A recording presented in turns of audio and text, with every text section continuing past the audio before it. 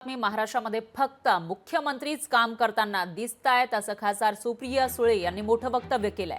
बीडबाबत सीएमची भूमिका स्पष्ट आहे, डीसीएमची भूमिका काय असा सवालही त्यांनी केला आहे।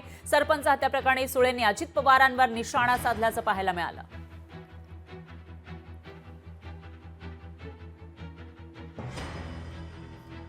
बीडमधील हत्या प्रकरणाचा राज्यभरातून निषेध केला जातोय आणि त्या पार्श्वभूमीवर आता खासदार सुप्रिया सुळे यांनी मोठं वक्तव्य केलं आहे। महाराष्ट्रामध्ये फक्त मुख्यमंत्रीच काम करताना दिसतायत असं त्या म्हणाल्या। तर बीडबाबत सीएमची भूमिका स्पष्ट आहे, मात्र डीसीएमची भूमिका काय असा सवाल करत त्यांनी अजित पवार, उपमुख्यमंत्री अजित पवार यांच्यावर निशाणा साधला।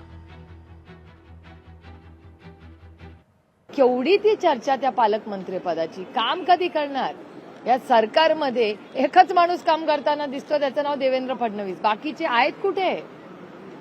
आणि एवढं मोठं मॅन्डेट हो त्यांना मिळालंय, 2/3 मेजॉरिटीपेक्षा जास्त आहे।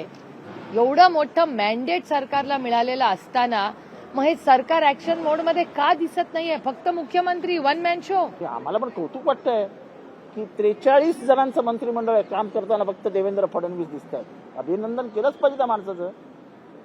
अहो, तुम्हाला हेच समजत नाही, महाराष्ट्रामध्ये आपण सगळ्यांचे एकमेकांचे विरोधक आहोत का?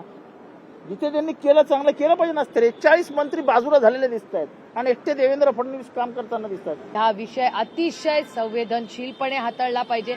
त्या मुलीचे अश्रू बघाव, त्यांना या सरकारला झोपच कशी येते हा प्रश्न मला वाटतो। त्या मुलीच्या डोळ्यातले अश्रू बघितले की अस्वस्थ व्हायला होतं। काय त्या कुटुंबाचं दुःख आहे हो।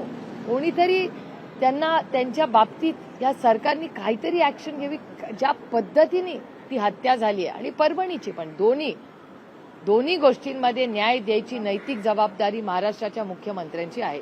कारण का त्यांच्याशिवाय कुणाकडून आम्ही अपेक्षा करणार? रोज तेच आम्हाला फक्त टीव्हीवर दिसतात त्या सरकारमध्ये, बाकी कोणी दिसतच नाही। लोकशाही मराठी ऐका, पहा, जागरूक रहा।